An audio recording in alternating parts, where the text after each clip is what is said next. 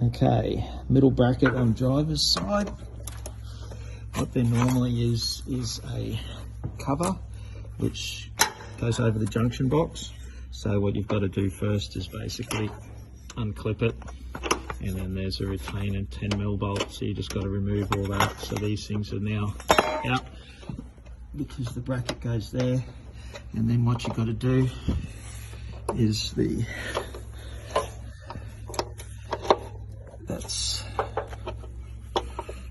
the junction, that's the joiner junction, electrical junction there.